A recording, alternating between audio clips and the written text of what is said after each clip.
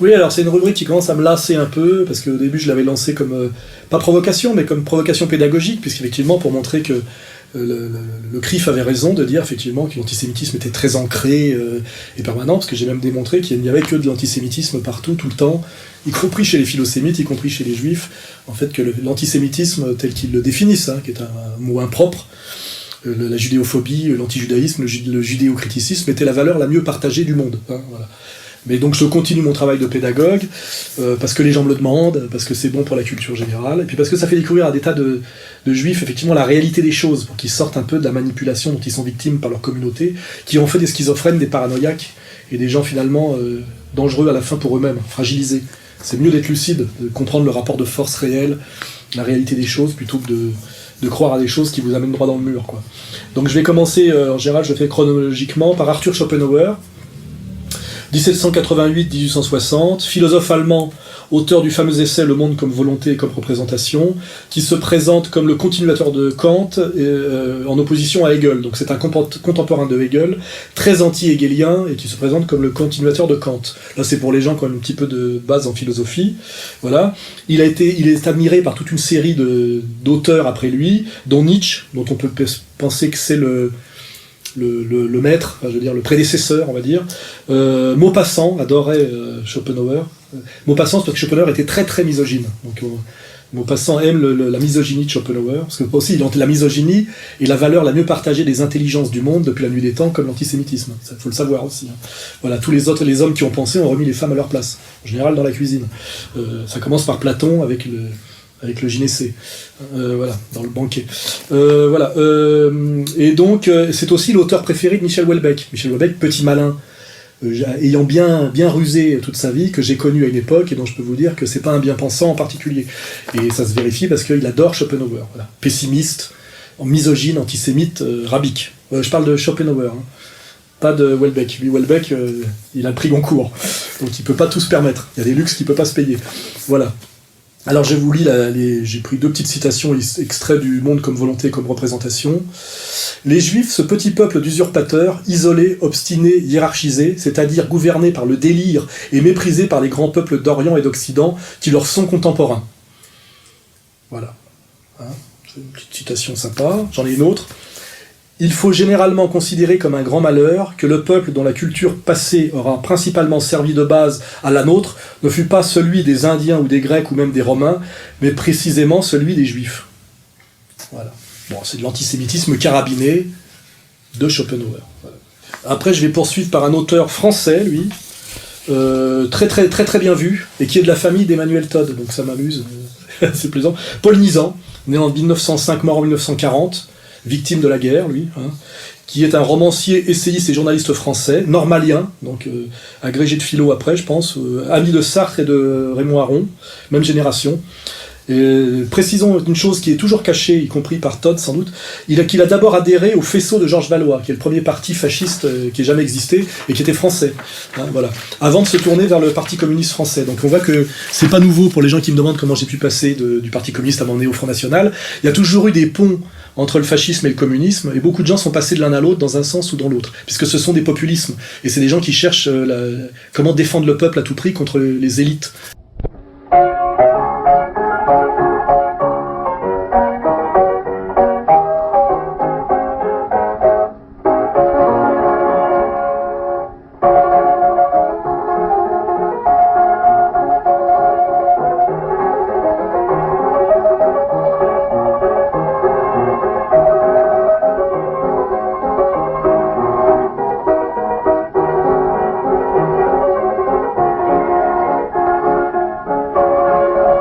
Finalement, le communisme et le fascisme ont beaucoup plus de points communs que le communisme et le capitalisme, le fascisme et le capitalisme, contrairement à ce qu'essaie de nous faire croire Annie Lacroix-Ritz, en ne prenant que la première partie de la montée au pouvoir de ce qu'elle appelle les fascistes, mais pas la deuxième partie où ils sont massacrés par l'oligarchie, parce que ça, c'est ce qui remettra en question ces catégories. Et je vous dis, la photo de Yalta, enfin bon, ça c'est une petite digression. Donc, notre camarade Paul Nizan, a été un des premiers fascistes français avant d'être communiste. Hein. Il est lié à Emmanuel Todd est de la même famille, parce qu'il a épousé une petite nièce, ou je sais pas trop quoi, voilà. Alors il est surtout connu pour être l'auteur d'un livre très important qui s'appelle Les Chiens de garde, dont on voit que Halimi, un type qui est pas nul d'ailleurs, là, Halimi, très chic, trop chic même à mon avis, a écrit Les Nouveaux Chiens de garde, c'est la bande du monde diplomatique. Prenons un exemple, sur une chaîne du service public cette fois.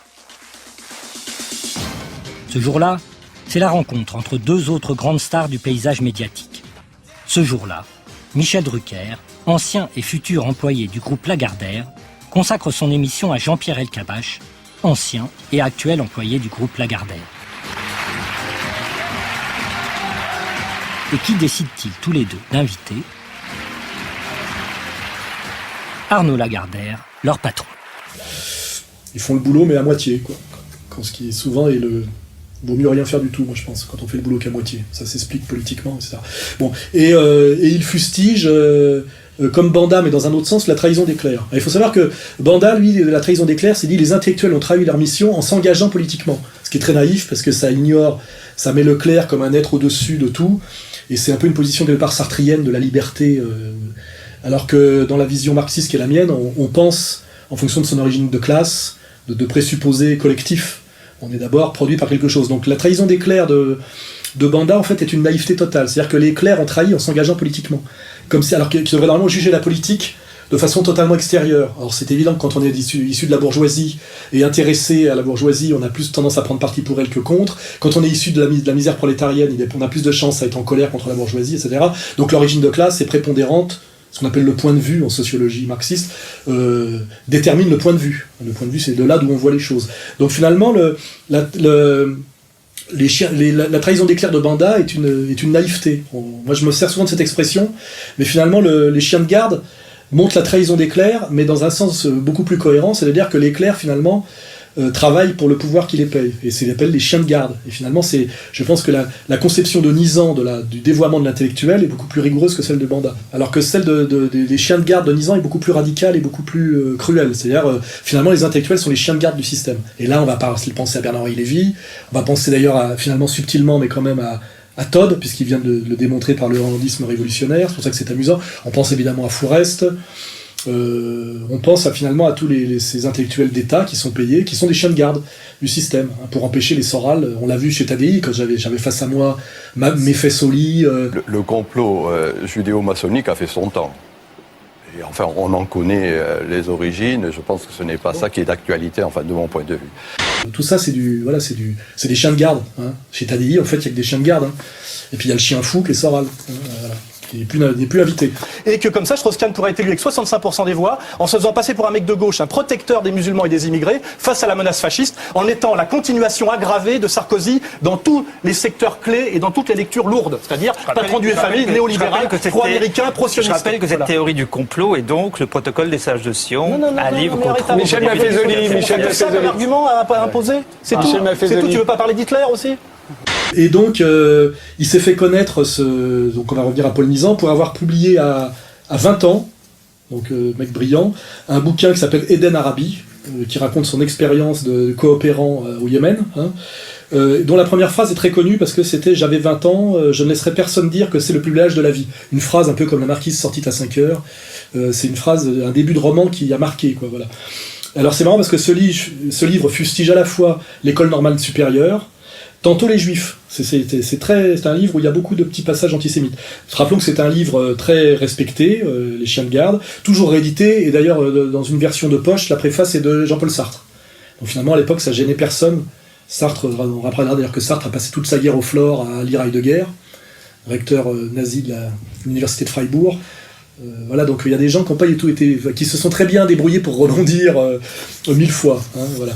Alors donc je vais vous lire un extrait de Eden Arabi de Paul Nizan, de la famille de Todd, et dont le titre est Les chiens de garde, qui s'adresse donc à Todd doublement. Comme il y a beau temps qu'ils ont hérité d'Israël, ils passent la vie à prêter à intérêt. Ils commanditent, petitement ou grandement, ils sont porteurs d'obligations et touchent des sommes abstraites versées par des débiteurs abstraits. Une ville, une campagne, un état, un chemin de fer, où ils possèdent des actions, des ouvriers de chair travaillent pour allonger leur existence de fantôme. Donc il dit bien effectivement que des juifs qui possèdent la richesse de façon abstraite font travailler comme des fantômes des prolétaires. Donc c'est un communiste antisémite à cette époque-là, Paul Nizan. Il est mort en 40, très jeune, à cause de la guerre, on ne sait pas ce qu'il aurait pensé plus tard, mais c'est une phrase typiquement antisémite de gauche, et qui désigne la même chose que désignait Mélenchon maladroitement, hein. C'est-à-dire le juif exploiteur de prolétaires qui possède la richesse de façon abstraite et qui regarde les travailleurs concrets travailler pour lui comme un fantôme, c'est-à-dire lui sacrifier son âme et sa santé. Voilà. Alors, Eden Arabi, toujours, 1931. Ce petit revendeur de sophismes avait un physique de vieux maître d'hôtel autorisé sur le tard à porter ventre et barbe. La ruse sortait du coin de ses yeux, guidait dans l'espace gris les courts mouvements de ses mains doucereuses de marchand juif. Lançant avec des clins d'œil des bons mots comme les décrets de la raison, suggérant à chaque discours « Laissez-moi faire, tout va s'arranger, je prépare tout dans les âmes et dans les sciences », puis saluant au parterre, quel appétit caché de place, de repos et d'honneur.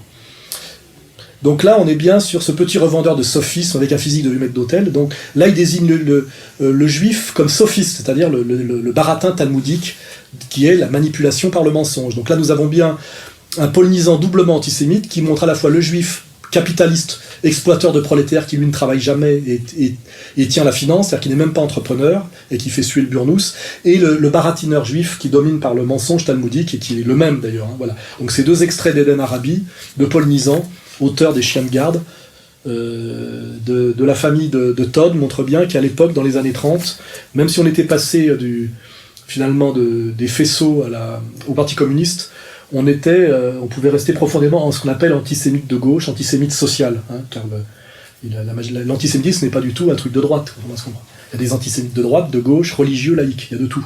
En fait, il n'y a que des antisémites, je le répète une fois de plus, pour différentes raisons. Voilà. Donc maintenant, on va, après l'Allemagne, la France, on va se rapprocher encore de la période contemporaine en parlant d'un acteur américain qui est sans doute le plus connu de tous, qui est Marlon Brando. Buonasera. Buonasera. What have I ever done to make you treat me so disrespectfully? If you'd come to me in friendship, then the scum that ruined your daughter would be suffering this very day. And if by chance an honest man like yourself should make enemies, then he would become my enemies. And then they would fear you.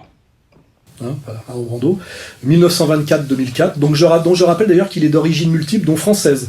Son nom c'est Brando, B-R-A-N-D-E-A-U. Il est d'ascendance française, on peut le rappeler. Hein. Alors lui, c'est une déclaration qu'il a faite à CNN en 1996. Alors âgé de 72 ans, dans un entretien diffusé par la chaîne CNN, Marlon Brando reproche aux Juifs qui tiennent Hollywood that I'm angry with some of the Jews. I'm very goddamn angry at some of the Jews.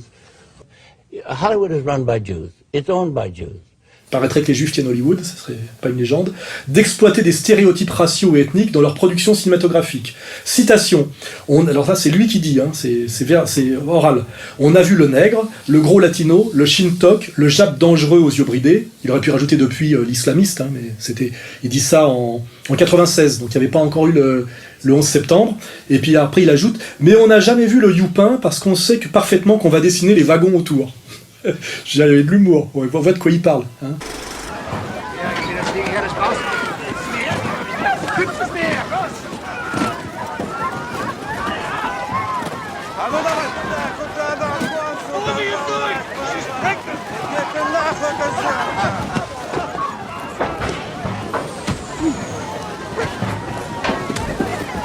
Le juif, c'est la Shoah, c'est jamais celui dont parle Paul Nizan avant, le banquier et le menteur professionnel, quoi.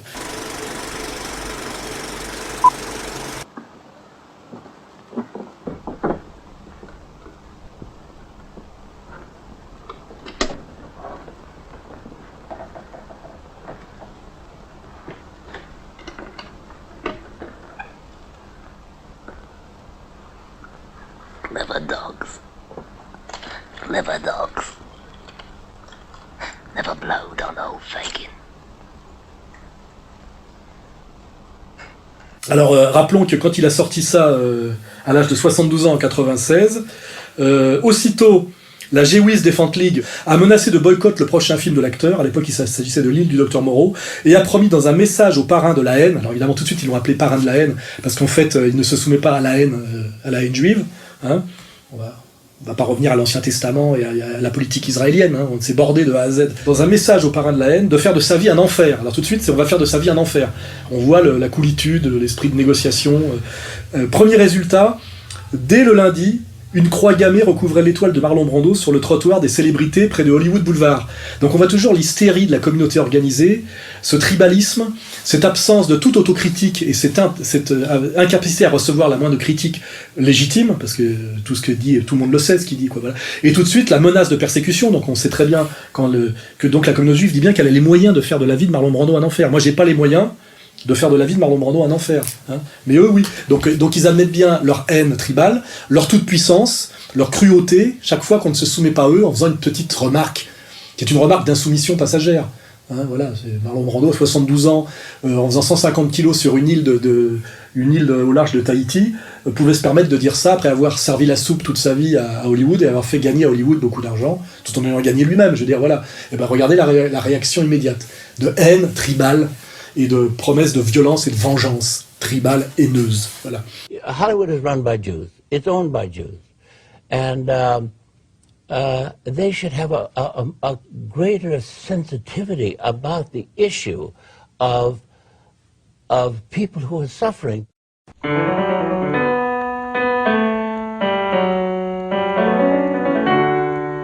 Les meilleurs antisémites sont toujours les juifs. Non seulement tout le monde est antisémite, mais y compris les juifs, et les juifs sont toujours les meilleurs antisémites. Ceux qui vont le plus loin dans la critique, etc. Donc là, je vais commencer par l'abbé Joseph Lehmann. C'était deux frères juifs convertis au catholicisme, 1836-1915. Et lui, alors c'est intéressant, c'est qu'il fonda en 1892 le couvent Notre-Dame du Mont-Carmel de Haïfa, qui aujourd'hui doit être dans les territoires occupés, je pense. Hein, voilà. Alors voilà ce qu'il écrit lui. On ignore généralement de quelle manière les Israélites sont entrés dans la société moderne. C'est le bon roi Louis XVI qui, le premier, a préparé leur émancipation. Quand on s'est aperçu que les Juifs étaient citoyens, ils étaient déjà les maîtres. La légèreté a donc engendré l'ignorance et en une question d'une gravité exceptionnelle. La nation française a commis une grande faute en substituant à l'antique droit chrétien qui la régissait les fameux droits de l'homme. C'est par cette brèche que les Juifs ont passé et sont devenus souverains. Je pense que ça n'appelle pas de commentaire. Bon, là, il a résumé un processus de 250 ans d'histoire qui amène des prémices de la Révolution française à aujourd'hui. Hein, voilà. Et c'est l'abbé Joseph Lehmann qui le dit, juif converti au catholicisme. Voilà. Après, nous avons Simone Veil, que je vais reciter. Je parle de Veil avec W, pas la grosse dame qui est académicienne pour avoir passé 8 mois dans un camp, et déclarée morte d'ailleurs sur la liste d'Auschwitz. Elle fait partie de ces innombrables morts ressuscités. Je parle de Simone Veil, la philosophe chrétienne d'origine juive, qui est morte, on va dire, héroïquement pendant la guerre. Comme la dernière fois, j'avais lu une citation en disant que ça venait de son livre majeur qui s'appelle La pesanteur et la grâce. Il y avait une petite erreur, c'était issu de sa correspondance. Donc aujourd'hui, je vais, pour rectifier, lire une citation qui vient bien de La pesanteur et la grâce, au cas où on penserait que Simone Veil ne serait pas cette Simone Elva antisémite dans son livre majeur. Donc voilà. Alors, la malédiction d'Israël pèse sur la chrétienté, les atrocités, l'inquisition, les exterminations d'hérétiques et d'infidèles, c'était Israël. Le capitalisme, c'est Israël. Le totalitarisme, c'est Israël. Donc voilà, pour ceux qui pensaient que j'avais un petit peu exagéré sur l'antisémitisme de Simone Veil, là je pense que c'est du carabiné. Hein, voilà. Elle est comme son bar, elle dit en gros tout vient des juifs, quoi. Voilà. Ok. Alors après j'avais une autre citation issue de ses cahiers, parce qu'on a édité des cahiers, voilà. Parce que c'est la pensée de Simone Veil. Il n'est pas étonnant qu'un peuple d'esclaves fugitifs, ou plutôt de fils de fugitifs, emmenés prendre par des massacres une terre paradisiaque par la douceur et la richesse, aménagée par des civilisations au labeur desquelles ils n'ont eu aucune part et qu'ils détruisent, un tel peuple ne pouvant pas donner grand-chose de bon, ce n'était pas le moyen d'établir le bien sur ce fragment de terre. Parler de Dieu éducateur au sujet de ce peuple est une atroce plaisanterie. Donc là elle parle des juifs sionistes éternels. Hein. Elle dit voilà, compte tenu de ce que ce peuple est par ses actes, on pouvait rien attendre de bon de lui. Et son argumentaire est pas si mauvais, quoi. Parce que n'oubliez pas que la terre promise, c'est quand même une terre que d'autres gens ont travaillé, qu'on va voler par le meurtre, en prétendant que Dieu, c'est-à-dire c'est du ventriloquisme, hein, vous l'a promise. Hein. Voilà, ça commence mal. On n'est pas dans la paix et on n'est pas dans l'amour. Hein. Voilà. Et c'est comme ça que ça commence, je vous le rappelle. Hein. Voilà. Alors là, elle va encore plus loin, toujours dans ses cahiers. Hein. Tome 3, je crois, toujours. Il y a les pages, on mettra les pages pour ceux qui contesteraient. Avant c'était 239-240, là ça sera 246. Les Juifs, cette poignée de déracinés, a causé le déracinement de tout le globe terrestre. Leur part dans le christianisme a fait de la chrétienté une chose déracinée par rapport à son propre passé. La tentative de réracinement de la Renaissance a échoué parce qu'elle était d'orientation antichrétienne. La tendance des Lumières, 18e siècle, 1789, laïcité, etc., a accru encore infiniment le déracinement par le mensonge du progrès. Et l'Europe déracinée a déraciné le reste du monde par la conquête coloniale. Le capitalisme, le totalitarisme font partie de cette progression dans le déracinement. Les antisémites, naturellement, propagent l'influence juive. Les juifs sont le poison du déracinement. Mais avant qu'ils ne déracinent par le poison, l'Assyrie en Orient, Rome dans l'Occident, avait déraciné par le glaive. Voilà. Donc voilà. Une autre citation de Simone Veil, plus complexe d'ailleurs, mais qui n'est pas particulièrement philosémite. On peut le remarquer. Pour une femme d'ascendance juive. Comme quoi on peut être juif et judéo-critique. Le tribalisme n'est pas une obligation. n'est pas un impératif catégorique, c'est un constat sociologique, mais c'est pas, il n'y a pas de transmission par le sang de l'idéologie. On peut s'en émanciper par un travail critique, c'est sans doute plus difficile dans les systèmes patriarcats matrilinéaires. Je l'ai expliqué dans certains de mes livres, ça c'est pour Todd, si vous voulez s'instruire encore un peu sur le rapport entre ce système symbolique et structure de la parenté. Alors après, dans le juif antisémite carabiné, là, il n'y a rien au-dessus. C'est Bobby Fischer, hein, ça, lui c'est 1943-2008, considéré de l'avis de tous, et notamment des plus grands champions russes actuels, comme le plus grand joueur d'échecs de tous les temps. Fischer's chess was so fresh and so new, and I think that Fischer could be simply called the founder of professional chess, and his contribution also for a very short time of his dominance in chess was probably the greatest ever happened in chess. Devenu héros national en 1972 en mettant un terme à des décennies de domination soviétique, il est devenu dans l'ère moderne d'après-guerre, au moment de la guerre froide, le premier et l'unique champion d'échecs américain, en battant le russe, à l'époque c'était Spassky je pense. The World Chess Championship match between Boris Spassky, the defending champion from the Soviet Union, and 29-year-old Bobby Fischer, the challenger from the United States. It was the Super Bowl. The audiences were gigantic. People stayed home from work. People were lining up in front of TV sets in department stores. There were chess groupies. On Times Square, they were showing the game live. It was that important. Alors Bobby Fischer, et ce qui est intéressant, c'est qu'il était juif de père et de mère, hein, juif de Brooklyn. Et alors ce qu'il balance sur les juifs, c'est tellement énorme, et sur l'Amérique, que ça lui a valu d'ailleurs à la fin de sa vie, après avoir été un héros de l'Amérique en 72, il a été persécuté par l'Amérique à partir de 92 à cause de ses déclarations, au point même qu'il a fui au Japon, qu'il a été emprisonné 8 mois au Japon, alors que normalement c'est quand même une figure qui devrait protéger. In July of 2004, after traveling freely for 12 years, Bobby Fischer was arrested in Tokyo for having an invalid passport. Unbeknownst to Bobby, the U.S. had revoked his passport 1 year earlier. This was many years after his crime of playing the 1992 match. Why had it taken them so long? One can only assume it was because he'd started making these anti-American comments. The United States is controlled by the Jews. It's a filthy, dirty, rotten country in every way, and it's always been a filthy, dirty, rotten country. Et qu'il n'a échappé à la prison américaine, pour vous dire comme la communauté sait punir de façon tribale les gens qui se retournent contre elle ou qui n'obéissent plus, même si elle les avait mis au pinacle. Bobby Fischer a fini citoyen islandais, puisqu'il avait été champion du monde en Islande, et que c'est les Islandais, les mêmes aujourd'hui d'ailleurs, qui s'insoumettent relativement à la banque et au pouvoir de la banque, qui pour qu'il échappe à la prison et à la mort sans doute, lui ont donné la nationalité islandaise, qui fait qu'il a pu vivre ses derniers jours, malgré un cancer je crois, en Islande. The Icelandic chess authorities who were very fond of Bobby, and they had never forgotten the debt they owed to him for putting Reykjavik on the map. Bobby Fischer is a part of the Icelandic history now. He became the world chess champion here. This little group was formed, kind of activist, Free Bobby Fischer group. Bobby became aware of our efforts. So he wrote a letter to the foreign minister asking to become an Icelandic citizen. And it was passed with a great maturity. Et que de 2005 à 2008, il a vécu en Islande, protégé de la vengeance juive et américaine, ce qui est un peu la même chose pour ceux qui ont compris. Il a pu couler des jours heureux en Islande et mourir de sa belle mort en 2008 en Islande, en ayant fait des déclarations tonitruantes au-dessus de tout, sur le plan de l'antisémitisme à la radio. Et comme je veux même pas répéter ces mots-là parce que ça me gêne, on mettra l'extrait sonore des déclarations de Bobby Fischer, le plus grand champion d'échecs juif de l'histoire du monde d'après tout le monde. Voilà. The Jews totally control the U.S. The U.S. government is a facade. There is no U.S. government as people think of it. It's just a puppet in the Jews' hand. It's a plaything for the Jews. But that means that wasn't you never set foot on the U.S. soil. Well, I'm hoping for a revolution there, and that the Jews will, get kicked out of power, get wiped out. I think I'd like to see a whole lot of top Jews get executed.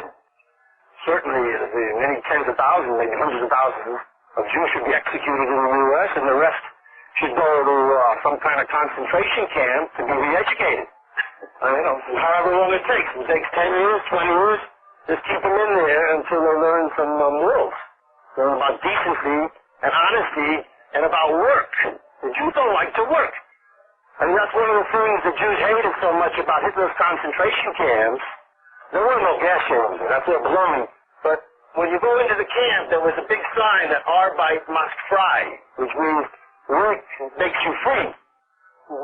And the Jews don't believe in that. They believe you do all the work and they get all the benefits. They hate work. This is the real problem with the Jews. They don't like work. They are parasites.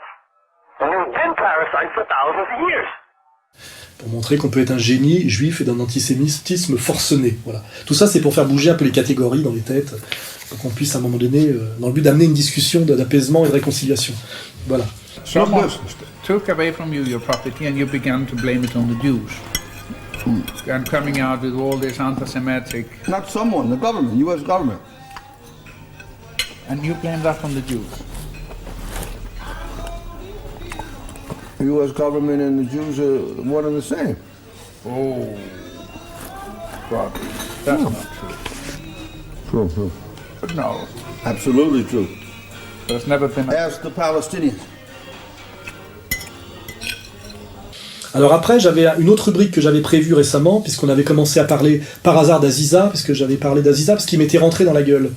Et Aziza avait dit qu'il m'invitait pas et qu'il me méprisait et qu'il me chiait dessus, ce qui est effectivement dans les moyens, vu de son appartenance communautaire, c'est tout à fait dans ses moyens, pas physiques individuels, mais communautaires et collectifs, mais parce que il justifiait ça non pas par son mépris du goy insoumis que je suis, mais parce que son grand-père serait mort à Auschwitz. Alors on a fait le travail, nous, son grand-père n'est pas mort à Auschwitz, aujourd'hui il dit plus rien parce qu'il a été pris la main dans le sac, et je l'avais institué comme premier escroc à la Shoah, c'est comme il y a des escrocs à l'assurance.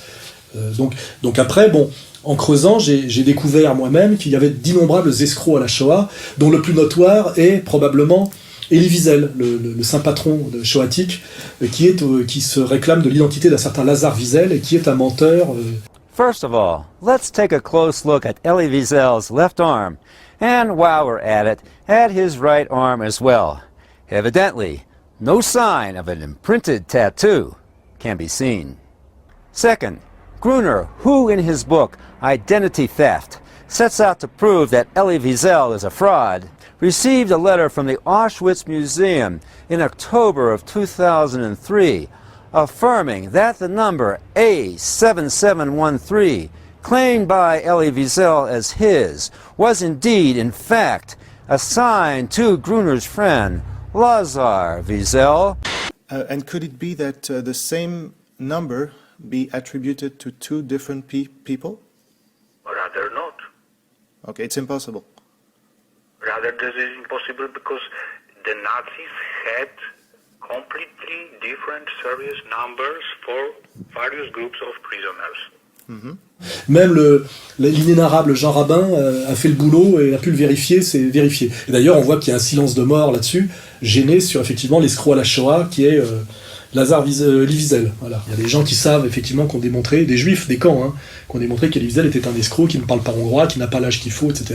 Et qu'il ment intégralement sur son Il le reconnaît d'ailleurs dans des interviews, que tout ce qui est arrivé n'est pas forcément réel, tout ce qui est réel n'est pas forcément arrivé, avec un baratin talmudique de première bourre. Hein. Voilà. C'est vrai mais c'est faux, enfin tout va toujours pareil. Je rappelle d'ailleurs que Schopenhauer, que j'ai cité tout à l'heure, antisémite carabiné, a écrit un bouquin très intéressant, un petit opuscule qui s'appelle De l'art d'avoir toujours raison, qui est une moquerie, je dirais, hellénistique, comment dirais-je, de la sophistique et des paralogismes que constitue la logique talmudique. Hein, voilà, c'est intéressant si vous voulez savoir ce que c'est que d'où vient cette capacité à mentir de cette communauté. Ça vient d'un livre qui s'appelle le Talmud, qui est un livre qui procède par sophisme et paralogisme permanent, puisque la logique talmudique n'est pas la logique aristotélicienne. Pour nous, c'est du sophisme et du paralogisme. Je rappelle que le paralogisme, c'est un mensonge qui s'ignore, et le sophisme, c'est un mensonge qui se sait. Et que, donc voilà, donc il y a du paralogisme par l'apprentissage et du sophisme par la manipulation.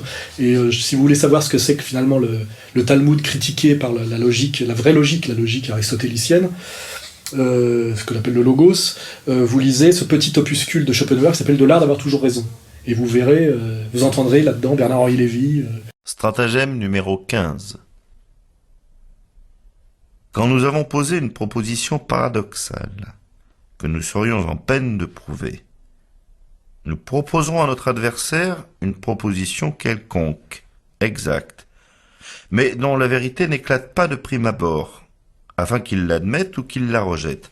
S'il la rejette, par méfiance, nous le réduirons ad absurdum et triompherons. Mais s'il l'admet, nous aurons dit, en attendant mieux, quelque chose de rationnel, et nous pouvons alors voir venir.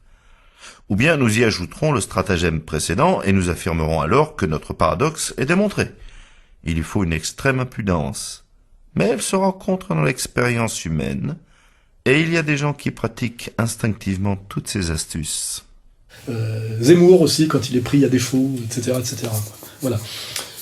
Donc, je voulais parler des escrocs à la Shoah, et là je vois que j'ai même pas besoin de le faire, puisque Anne Kling, qui avait eu le courage d'écrire un très bon livre qui s'appelait La France vilcratisée, dont j'avais préfacé la première édition, elle l'a retiré après parce que c'est une identitaire et que moi je suis trop, je sais pas comment, immigrationniste ou métisseur pour son jugement, mais enfin bon, ce qui n'était pas très élégant, parce que je m'étais fait chier à lui prendre une préface gratuitement qui était très dangereuse pour moi, et en plus elle l'a virée. C'est pas très élégant, mais malgré tout, elle fait de très bons livres. Je ne tends pas la main qu'aux gens que j'admire, je tends la main aux gens qui sont utiles au combat de la vérité, moi. Voilà, même s'ils ne m'aiment pas par ailleurs. Donc voilà, Anne Kling a sorti ce livre qui s'appelle Menteur et affabulateur de la Shoah. Livre inattaquable qui montre effectivement tous les gens qui parlent de ce qu'ils n'ont pas vécu, qui mentent, et en sachant que le goy est obligé de fermer sa gueule quand on parle de Shoah et d'admettre des trucs invraisemblables. Alors dedans, il y a toutes les histoires les plus invraisemblables. Récemment, on avait parlé de la jeune fille au loup. C'était n'importe quoi, élevée par des loups. On a le mec avec l'histoire de la pomme. Elle parle du journal d'Anne Frank, sur lequel il y aurait beaucoup à dire. Si je dirais, il y a quelque chose d'insupportable dans l'histoire d'Anne Frank, c'est sans doute pas son récit qui est essentiellement romancé, c'est qu'elle n'ait pas touché les droits sur l'invention du stylo bic, puisqu'elle l'a inventé visiblement avant le baron Bic, puisque déjà une partie de son journal est corrigée au stylo bic, qui a été inventé en 51. Donc il semblerait qu'Anne Frank soit effectivement un génie, pas de la littérature, ni de la mémoire, mais par contre qu'elle ait inventé le stylo bic avant le baron Bic et qu'elle n'ait pas touché le pognon. Donc il y a peut-être moyen d'une petite réparation là. Voilà. Donc dans ce bouquin, il y a effectivement toute une série d'affabulateurs de la Shoah, inattaquables. Donc il y a le journal d'Anne Frank, La nuit d'Elie Wiesel, L'oiseau bariolé de Jerry Kosinski, Au nom de tous les miens de Martin Grèze, ou avec l'inénarrable Max Gallo qui apparaît là.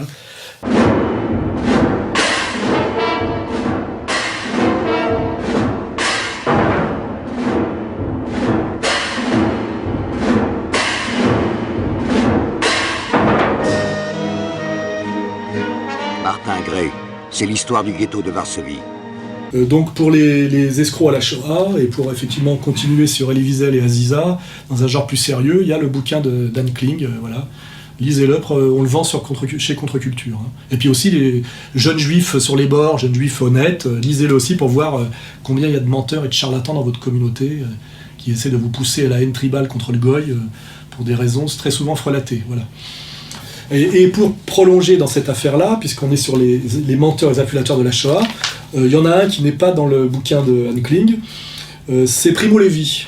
Né en 1919 à Turin, d'une vieille famille juive du Piémont, Primo Levi était ingénieur chimiste quand il connut l'expérience de la déportation. Il en a rendu compte, notamment dans Si c'est un homme et dans La Trêve, qui ont fait de lui l'un des grands penseurs, l'un des grands témoins de l'Holocauste. Alors Primo Levi, il faut savoir qu'il est l'auteur d'un bouquin très très connu, qui est un peu l'équivalent de La Nuit de Elie Wiesel, mais qui s'appelle Si c'est un homme. Donc il fait partie des gens qui, par l'écriture, ont magnifié la Shoah, la Sainte Shoah, et auquel d'ailleurs Racinier, déporté résistant de gauche, a répondu par un bouquin qui s'appelle Le mensonge d'Ulysse, le passage de l'île des mensonges d'Ulysse, qui prétend que Primo Levi affabule énormément. Voilà. Donc là, ce qui est marrant, c'est que moi, je ne critiquerai pas le bouquin de Primo Levi, je ne me permettrai pas, mais lui-même, dans un autre livre qu'il a publié tardivement, nous dit quelque chose de très intéressant, voilà, et de très qui peut nous laisser penser que. Alors je vais lire les notes que j'ai prises.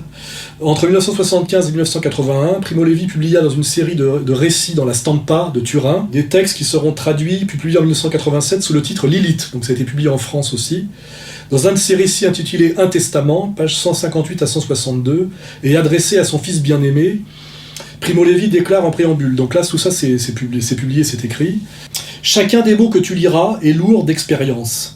Les mots vides, ceux dont je t'ai été prodigue durant ma vie, je les ai effacés un par un. Après, dans le bouquin, il aborde le vif du sujet, dans un paragraphe sous-titré « Du mensonge ». Donc voilà. Et là, il écrit « De tout ce que tu viens de lire, tu pourras déduire que le mensonge est un péché pour les autres et pour nous une vertu. Avec le mensonge patiemment appris et pieusement exercé, si Dieu nous assiste, nous arriverons à dominer ce pays et peut-être le monde. Mais cela ne pourra se faire qu'à la condition d'avoir su mentir mieux et plus longtemps que nos adversaires.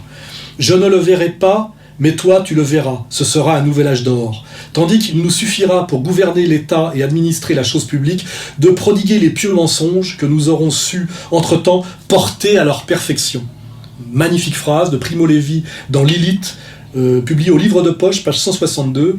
Voilà. Donc ça, c'est un aveu écrit par Primo Levi qui s'adresse à son petit-fils, en tant que juif, pour lui dire par quelle manière on va dominer jusqu'au bout, jusqu'au pouvoir final. Voilà. Sachant donc que ce Primo Levi est l'auteur de Si c'est un homme, un des livres qui a fait ce que la Shoah est, avec, comment dirais-je, La Nuit de Wiesel. Voilà. On est en droit de se poser légitimement des questions sur le foutage de gueule. Alors il faut savoir que Primo Levi, après ça, il est quand même mort, soi-disant suicidé, en tombant dans son escalier. Il est mort suicidé en tombant dans l'escalier de son immeuble.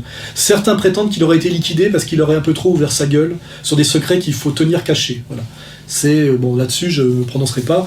Mais en tout cas, cet extrait, le deuxième extrait là, qu'on va mettre de Primo Levi, en dit long. Alors il n'est pas dans Les menteurs et les impulateurs de la Shoah de Hans Kling, mais peut-être que rien qu'avec ce petit extrait, il aurait pu y être. Voilà.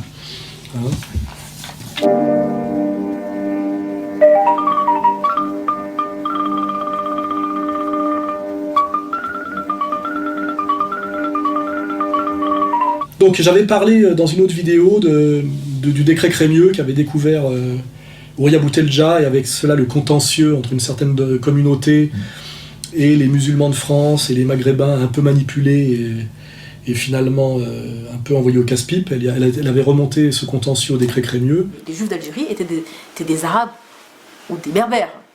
Bon. Le décret Crémieux, qui est un décret français, durant la colonisation, en a fait des Français, et quasiment des colons, chez eux. C'est-à-dire qu'en fait, ils avaient un statut supérieur à celui des indigènes musulmans. Ça, c'est le premier facteur qui explique les conflits entre Juifs et Arabes. Donc déjà, je vais commencer par rappeler ce qu'est le décret Crémieux. Alors, le décret Crémieux numéro 136 du 24 octobre 1870, d'une brièveté extraordinaire, accordant la citoyenneté française automatiquement aux Israélites algériens, et d'autre part, du décret numéro 137 daté du même jour, rendant très difficile et dépendant du bon vouloir de l'administration coloniale, la naturalisation des indigènes musulmans et des étrangers résidant en Algérie. Donc le décret Crémieux, c'est ce qui a permis à tous les Juifs d'Algérie de devenir instantanément français, c'est ce qui fait que Zemmour est français aujourd'hui, Et c'est ce qui fait très perfidement à empêcher en même temps les musulmans immensément majoritaires de le devenir. Hein.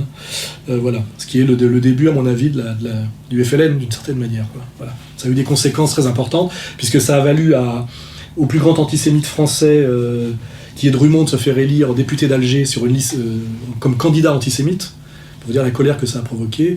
Et lors des massacres de Sétif, un des cris de la population après finalement la victoire des Alliés et la libération soi-disant de l'Afrique du Nord, c'était le rétablissement du décret Crémieux qui avait été aboli par Pétain, et donc le rétablissement du pouvoir juif sur les Maghrébins et les Français non-juifs d'Afrique du Nord, ce qui provoqua des colères terribles chez les indigènes.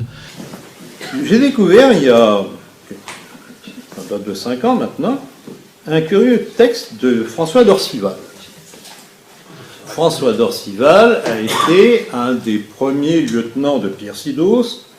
Donc je vais vous citer ce qu'il a écrit. C'est dans la revue Valeurs Actuelles du 13 mai 2005. Voilà ce qu'il dit. Le 1er mai 1945, les manifestants à Alger, Oran, Mostaganem crient « Abat la France, abat les Juifs !» Tandis que la police tire sur eux. Il me semble pas que les historiens s'apesantissent beaucoup sur les slogans que criaient les manifestants avant que l'armée française leur tire dessus pour les faire taire. Et d'Orcival rapporte encore que lors des émeutes du 9 au 14 mai, les émeutiers criaient « Abat de Gaulle, serviteur de la juiverie ». C'est marrant comme l'histoire est toujours un petit peu nettoyée de ces parties gênantes. Hein. Alors ces deux décrets sont pris tout à fait cessants dans une France occupée par le gouvernement de la défense nationale à Tours, donc c'est suite à la défaite face à la Prusse, hein, la guerre de 70, et indiquent bien qu'à ce moment précis pour Crémieux, Gambetta et consorts, moi je mets pas Gambetta dans le lot spécialement, mais là ça est mis, qu'il n'y a rien de plus urgent ni de plus important à faire pour le gouvernement de la France. C'est-à-dire qu'on profite d'un moment de trouble pour que Crémieux, qui était un juif du pape, on va le dire, donne la nationalité pleine et entière aux juifs d'Algérie qu'il n'a jamais vus, qui sont des Maghrébins. Voilà, c'est intéressant, quoi. Hein. Alors, quand j'avais dit que Adolphe Crémieux était un juif, effectivement, un lecteur m'avait précisé quelque chose d'intéressant sur lequel je vais revenir. Un lecteur scrupuleux me fait remarquer qu'Isaac Jacob Crémieux, dit Adolphe. Ce qui est marrant, c'est qu'à l'époque, pour faire français, on s'appelait Adolphe, quand on s'appelait Isaac Jacob, n'était pas un juif ashkénaze au service des juifs séfarades. C'est ce que j'avais dit un peu par simplification. Mais un juif du pape, donc un authentique juif séfarade d'Espagne assimilé depuis des siècles. Alors ça, c'est sur l'assimilé depuis des siècles que je vais me permettre de rebondir. Je le remercie pour cette précision qui va nous permettre de dire ce qu'étaient les juifs du pape. Les juifs du pape vivaient dans le comtat vénessin et à Avignon, cédés respectivement en 1274 et en 1348 au Saint-Siège, et restés sous son administration jusqu'à la Révolution française en 1791. Avec les juifs alsaciens, ils ont formé pendant plusieurs siècles une des deux seules communautés juives autorisées à vivre dans ce qui constitue la France d'aujourd'hui. En dehors des juifs ashkénazes, bon, un peu comme M. Finkielkraut, venu d'Europe de l'Est, depuis la Révolution française, et des juifs du Maghreb, abusivement appelés séfarades, entrés en France depuis la décolonisation du Maghreb dans les années 60, comme Enrico Macias ou Éric Zemmour, il existe donc des juifs du pape, comme M. Crémieux, et des juifs alsaciens, dont est issu M. Payon, hein, le laïc de l'éducation nationale.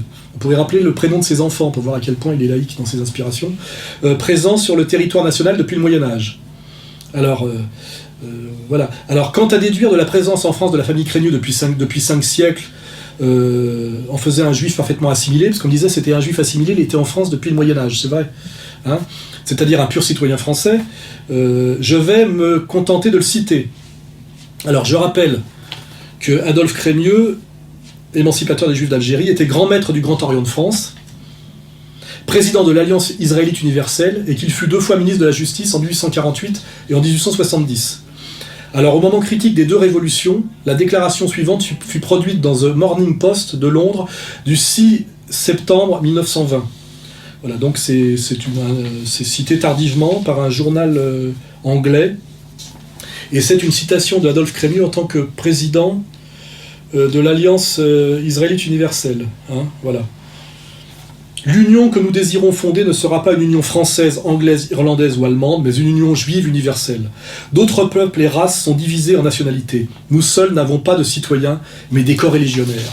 En aucune circonstance, un juif ne deviendra l'ami d'un chrétien ou d'un musulman avant qu'arrive le moment où la lumière de la foi juive, la seule religion de la raison, brillera sur le monde entier. Dispersés parmi les autres nations, qui depuis un temps immémorial furent hostiles à nos droits et à nos intérêts, nous désirons d'abord et rester immuablement juifs.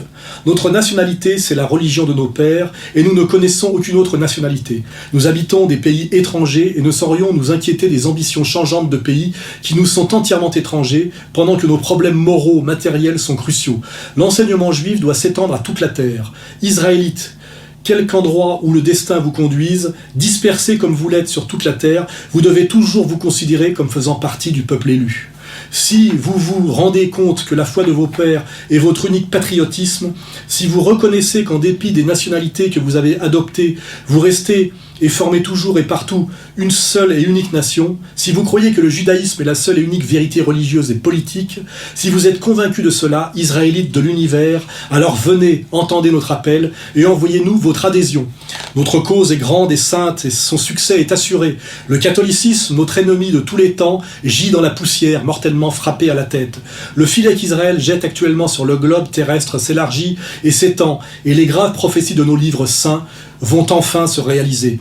Le temps est proche où Jérusalem va devenir la maison de prière de toutes les nations et de tous les peuples, où la bannière unique de Dieu d'Israël sera déployée et hissée sur les rivages les plus lointains. Mettons à profit toutes les occasions. Notre puissance est immense. Apprenons à adapter cette puissance à notre cause. Qu'avez-vous à craindre? Le jour n'est pas éloigné où toutes les richesses, tous les trésors de la terre deviendront la propriété des enfants d'Israël. J'en ai une deuxième. Du même. Ça serait bien que, comment dirais-je, Éric Zemmour planche un peu là-dessus, puisqu'en fait il est français par Crémieux. Il me défendait le décret Crémieux récemment dans un échange. Je ne sais pas s'il connaît tout ça ou s'il fait semblant de ne pas connaître. Il va falloir à un moment donné, c'est un peu comme Ramadan dans un autre genre. À un moment donné, il va falloir sortir du bois ou assumer ses contradictions ou se révéler pour ce qu'on est. Un messianisme des temps nouveaux va surgir. La Jérusalem d'un nouvel ordre, sainte fondation entre l'Orient et l'Occident, doit se substituer au double empire des papes et des empereurs. Je ne cache pas qu'au cours des années, je n'ai jamais consacré ma pensée qu'à cette seule et unique œuvre. À peine a-t-elle commencé son œuvre que l'influence de l'Alliance israélite universelle s'est faite sentir au loin. Elle ne restreint pas seulement à notre culte, elle veut pénétrer dans toutes les religions comme elle a pénétré tous les pays. Les nationalités doivent disparaître, les religions doivent être supprimées. Israël ne doit pas disparaître car ce petit peuple est l'élu de Dieu. Dans tous les pays, nous devons mettre les Juifs isolés en relation avec les autorités pour que la première nouvelle d'une attaque, nous puissions nous lever comme un seul homme. Nos voix désirent se faire entendre dans tous les cabinets des ministres, jusqu'aux oreilles des princes, et advienne que pourra. Tant pis si nous devons faire usage des lois de force incompatibles avec le progrès de l'heure. Nous joindrons alors à tous les protestataires. On nous adjure de pardonner le passé, le moment est là où se crée, sur des fondements inébranlables, une alliance immortelle. Voilà. Donc ça, c'est les déclarations de Adolphe Crémieux, qui nous présente comme un juif du pape, donc un juif assimilé, parfaitement français et patriote, voilà. Et qui est l'auteur du décret Crémieux de 1870, par lequel un certain nombre de types qu'on pourrait passer en revue, Bernard-Henri Lévy, Éric Zemmour, Enrico Macias, sont français aujourd'hui. Voilà. Alors je laisse l'auditeur juger effectivement du patriotisme français d'Adolphe Crémieux, qui fut 2 fois ministre de la Justice en France. Et je pose la question à mon camarade Éric Zemmour, qui est très très inquiet de la domination musulmane sur la France, s'il connaît les œuvres de Crémieux en tant que grand patron de l'Alliance israélite universelle. Voilà. Et comment il peut me répondre à ça, en regardant ses positions. Voilà. On va finir là-dessus, non ? Ah non, on a une note d'espoir, quelque chose de positif. Alors que Comprendre l'Empire a atteint les 50 000 exemplaires, en n'étant jamais recensé par aucun média français de domination ou d'occupation, en n'étant jamais invité nulle part, y compris comme Oberton, même pour en dire du mal, chez le con du mois Caron, dans l'émission de l'Homo de province, grand animateur de noces et banquets, spécialiste de jeux de mots de 3e zone, Ruquier, qui doit avoir un QI de 90. Voilà, Comprendre l'Empire a passé 50 000 exemplaires en France en n'étant jamais recensé nulle part, et sans que je sois jamais invité nulle part.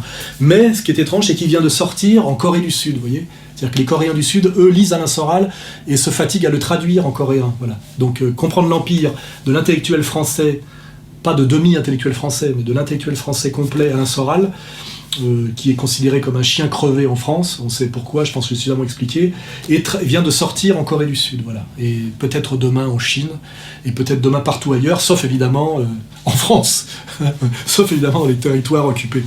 Voilà. Il est même lu dans certains territoires perdus de la République, il faut le savoir.